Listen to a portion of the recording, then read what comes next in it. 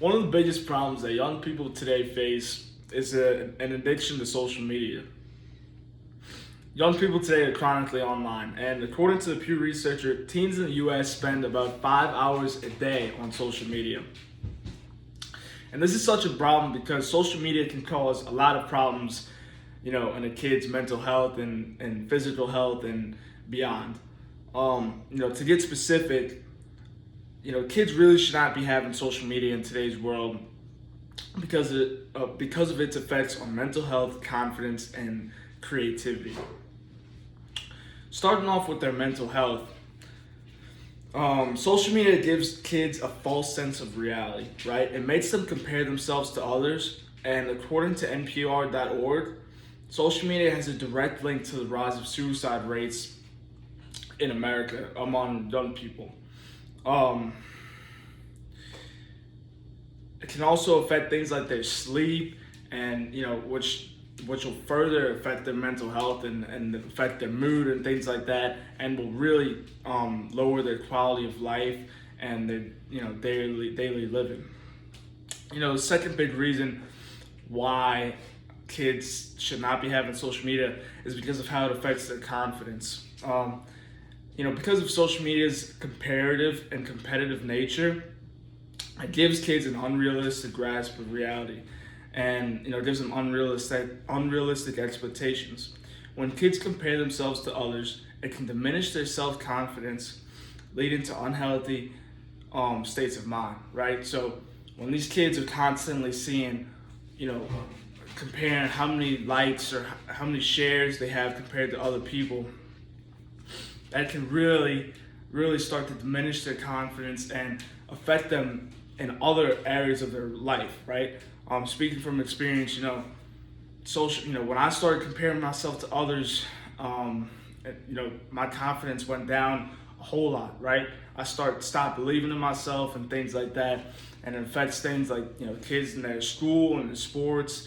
It can affect every aspect of their life. And the third big reason why kids, really can't be having social media is because of how it affects their creativity. Kids spend countless hours scrolling on social media.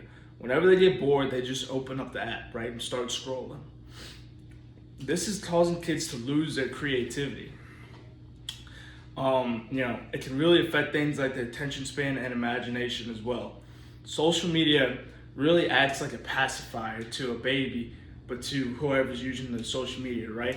When you kind of get into that constant doom scroll, it releases dopamine in your brain, and it really, it's silly to say, but it really starts to kind of rot your brain in a way and takes away, your creativity, your imagination, and things like that.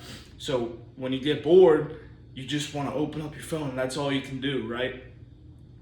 So to conclude, in today's world, social media has become a constant presence in young people's lives. It's everywhere. Everyone has it, but its influence on them is far from harmless.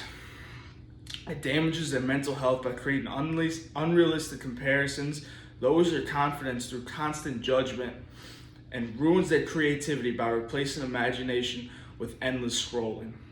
If we want the next generation to grow up happier, healthier, and more innovative, we must find a way to prevent kids to have social media accounts.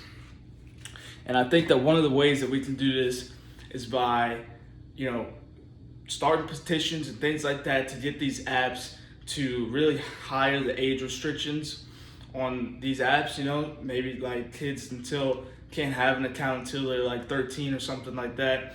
But the most efficient way that we're gonna stop this and stop kids from having social media starts with the parents, right? It has to be the parents' decision to take away these apps from kids, right? Because ultimately, it's the parents' job to do what's best for the child, right? The child is too young to be able to make smart decisions for itself, so it's up to the parents to do that. And I think that these new up and coming generations will be so better off without social media if they're able to have normal childhoods, without comparing themselves to others, where their brain is able to develop and grow, and their imagination can thrive and things like that. I think that would be what's best for the next generation. Thank you.